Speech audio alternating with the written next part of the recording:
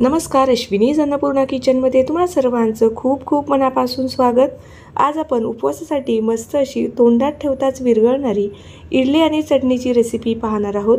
ही इडली आणि चटणी बनवण्यासाठी आपल्याला कुठलीही पूर्वतयारी करावी लागत नाही। 15 मिनिटात तयार होणाऱ्या ह्या इडल्या आहे। अजिबात जास्त काही भांड्यांचा पसारा नाही किंवा पीठ सुद्धा फर्मेंट करायची गरज नाही। चला तर मग वेळ न घालवता रेसिपीला आपल्या सुरुवात करूया।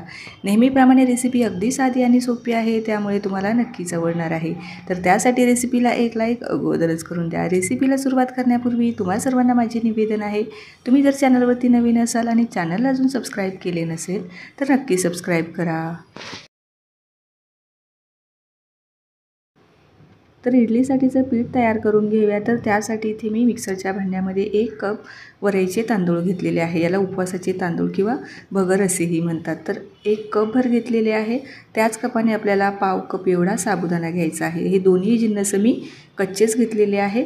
त्यानंतर मस्त असं बारीक पीठ तयार करून घेतलेलं आहे। होता होईल तितकं बारीक पीठ आपल्याला याचं तयार करायचं आहे।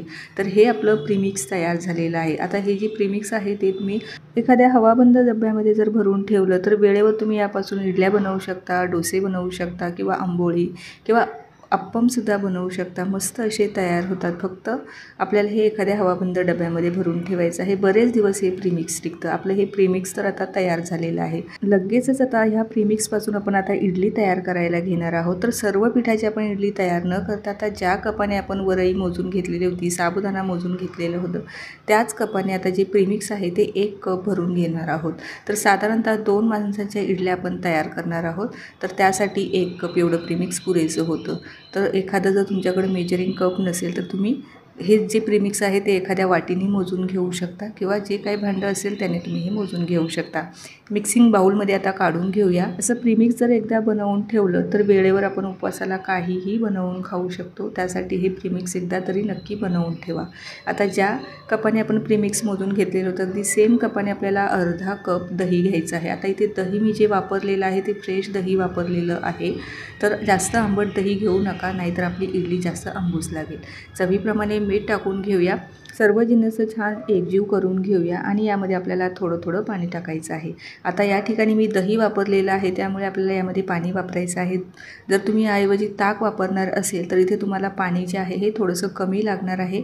तर आता मी अर्धा कप पाणी घेतलेलं होतं। आता त्यात आता थोडं थोडं करून आपण टाकून घेऊया। जे पीठ आहे ते आपल्याला थोडंसं पातळसर ठेवायचं आहे, जास्त घट्टही नाही आणि जास्त अगदीच पातळही नाही। तर कन्सिस्टन्सी तुम्हाला इथे दिसतच असेल। या पद्धतीमध्ये आपलं जे पीठ आहे हे तयार करून घ्यायचं आहे। छान काही मिनिटासाठी याला मी फेटून घेतलेलं आहे। आता हे 5 मिनिटासाठी आपण झाकण ठेवून देऊया।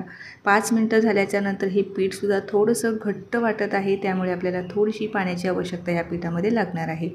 तर साधारणतः 3 ते 4 चमचेभर पाणी यामध्ये मी टाकून घेणार आहे। 5 मिनिटं भिजल्यानंतर पीठ थोडंसं फुगलं गेलेलं आहे, त्यामुळे आपल्याला यामध्ये पाणी टाकण्याची आवश्यकता लागणार आहे।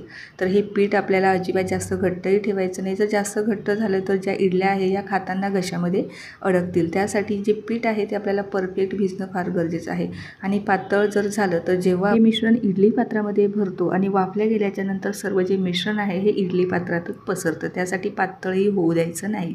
त्यानंतर अर्धा चमचा मी इथे खाण्याचा सोडा वापरलेला आहे। या ठिकाणी तुम्हाला जर इनो फ्रूट सॉल्ट वापरायचं असेल तर तो सुद्धा वापरू शकता। चमचाभर पाणी टाकून हा ॲक्टिव्ह करून घेऊया आणि छान असं काही मिनिटासाठी फेटून घ्यायचं आहे। अगदी छान व्यवस्थित फेटलं गेलं की इडली खाताना यामध्ये सोड्याचा सुद्धा वास येत नाही। तर ही खास टिपसुद्धा आहे। जेवढा तुम्ही छान फेटाल तेवढा छान ॲक्टिव्हही होतो आणि त्याचा जो वास आहे तो सुद्धा निघून जातो। नाही तर बऱ्याचदा आपण जेव्हा सोडा वापरतो तेव्हा त्याचा वास त्या पदार्थामध्ये राहून जातो। तर हे पीठ आता व्यवस्थित आपलं मिक्स झालेलं आहे। लगेचच इडली पात्रामध्ये भरून घेऊया। तर इडली पात्र मी अगोदरच तेलाने ग्रीस करून घेतलेलं होतं। तेल किंवा तूप काहीही लावू शकता। जेव्हा आपण मिश्रणामध्ये सोडा किंवा इनो वापरतो तेव्हा ते जे मिश्रण आहे हे आपल्याला जास्त काळापर्यंत बाहेर ठेवायचं नाही, नाहीतर त्यामधला जो ॲक्टिव्हपणा आहे तो कमी होतो। आता हे सर्व मी व्यवस्थित भरून घेतलेलं आहे आणि इडली पात्रात तांब्याभर पाणी मी छान अगोदरच गरम करून घेतलेलं आहे। कुठलाही पदार्थ वाफवायचा असेल तर त्यासाठी पाणी आपल्याला अगोदरच गरम करून घ्यायचं आहे, तेव्हाच तो पदार्थ छान सुद्धा फुलला जातो. आता झाकण लावून आपण हा 10 ते 12 मिनटं छान असं मोठ्या गॅसवरती वाफवून घेणार आहोत. त्या अगोदर आपल्याला हे अजिबात उघडून बघायचं नाही. 10 ते 12 मिनटं झालेली आहे. तुम्हाला इथे दिसतच असेल काय मस्त अशा गुबगुबीत आपल्या इडल्या फुललेल्या आहे. आता ह्या आपण काढून घेऊया आणि पूर्णपणे थंड करून घेऊया. गरम असताना अजिबात ह्या इडल्या काढायच्या नाही, नाहीतर ह्या चिकट असल्यामुळे हाताला चिकटतात आणि व्यवस्थित निघतसुद्धा नाही. थोडंसं थंड होऊ द्यायचं. त्यानंतर चमच्याच्या किंवा सुरीच्या मदतीने ज्या कडा आहेत त्या मोकळ्या करून घ्यायच्या. त्यानंतर मस्त अशा आपल्या ज्या इडल्या आहेत त्या आपण काढून घेणार आहोत. तर इथे तुम्हाला दाखवते, मस्त अशा ह्या इडल्या तयार झालेल्या आहेत. कुठेही आपल्या इडली पात्राला चिकटलेली नाही आणि एकदम परफेक्ट अशी जाळीदार इडली इथे तयार झालेली आहे. सेम पद्धतीने बाकीच्या राहिलेल्यासुद्धा इडल्या तयार करून घेऊया. तर इडली अतिशय मस्त अशी तयार झालेली आहे, पांढरी शुभ्र तयार झालेली आहे. आणि मुख्य म्हटलं तर बऱ्याचदा जेव्हा आपण खाण्याचा सोडा इडलीमध्ये वापरतो तेव्हा त्यावरती ब्राऊन स्पॉट येतात, तर ते सुद्धा अजिबात या इडलीच्या वर आलेले नाही. तुम्हाला इथे दिसतच असेल. सर्व इडल्या मस्त अशा पांढऱ्या शुभ्र आणि एकदम जाळीदार कापसासारख्या तयार झालेल्या आहे.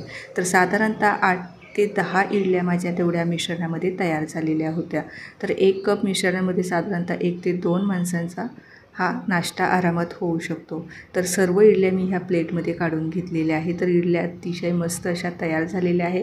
आता ह्या इडलीसोबत लागणारी अशी पटकन तयार होणारी चटणीची रेसिपीसुद्धा पाहून घेऊया. तर चटणी बनवण्यासाठी या ठिकाणी भाजलेले शेंगदाणे घेतलेले आहे अर्धी वाटी इथं ओलं नारळ घेतलेलं आहे. त्याऐवजी सुकं घेतलं तरीही चालेल. हिरव्या मिरच्या, कोथिंबीर आणि जिरं घेतलेले आहे. आता यातले जे कुठले पदार्थ तुम्ही उपवासाला खात नसाल ते तुम्ही इथे पूर्णपणे स्किप करू शकता. आता सर्व जिन्नस मिक्सरच्या भांड्यामध्ये टाकून घेऊया. सोबतच यामध्ये मी चवीप्रमाणे मीठ टाकत आहे आणि 2 चमचे फ्रेश दही टाकत आहे. आता दही नसेल तर तुम्ही त्याऐवजी अर्ध्या लिंबाचा रस टाकू शकता. चमचाभर साखरसुद्धा टाकून घेतलेली आहे. दह्यामुळे आपली जी चटणी आहे अजूनच मस्त अशी लागणार आहे. थोडीशी आंबट गोड चवीची मी ही चटणी तयार करणार आहे. साखर तुम्हाला आवडत नसेल तर स्किप करू शकता किंवा त्याऐवजी गूळसुद्धा वापरू शकता. आता थोडंसं पाणी टाकून मस्त अशी पातळ चटणी आपण आता तयार करून घेऊया. चटणी तुम्हाला किती पातळ तर किती घट्ट ठेवायची आहे त्यानुसार तुम्ही यामध्ये पाणी ॲड करू शकता. तर इडलीसोबत थोडीशी पातळ चटणी चांगली लागते, त्यामुळे थोडंसं पाणी आपण यामध्ये ॲड करूया.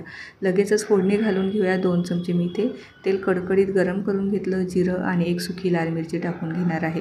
ही फोडणी आपण आता या चटणीच्या वरती टाकून घेऊया आणि व्यवस्थित मिक्स करून घेऊया. तर मस्त अशी आपली झटपट तयार होणारी इडलीसाठीची चटणीसुद्धा इथे तयार झालेली आहे. ही चटणी तुम्ही कुठल्याही उपवासाच्या पदार्थासोबत खाऊ शकता. अतिशय भारी लागते. किंवा ह्या चटणीला तुम्ही फोडणीसुद्धा देऊ शकता, त्याची आमटीसुद्धा बनवू शकता.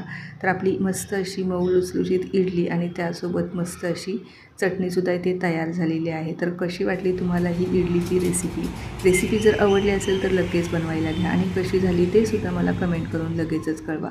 आता एका प्लेटमध्ये ही इडली काढून घेऊया आणि सर्व करूया. अतिशय भन्नाट अशी रेसिपी आहे, पोटभरीची आहे. केव्हाही तुम्ही ही बनवू शकता. एकदा प्रीमिक्स जर बनवून ठेवलं तर ते तुम्ही स्टोअर करून ठेवू शकता आणि वाटेल तेव्हा त्यापासून इडली बनवू शकता. मस्त अशी इडली आणि मस्त अशी चटणी आपली इथे खाण्यासाठी तयार झालेली आहे. तर कशी वाटली रेसिपी जर आवडली असेल तर नक्की लाईक करा. तुमच्या मित्रपरिवाराबरोबर नातेवाईकांबरोबर सुद्धा शेअर करा. चला तर मग पुन्हा भेटूया अशाच एका नवीन रेसिपीसोबत. तोपर्यंत धन्यवाद.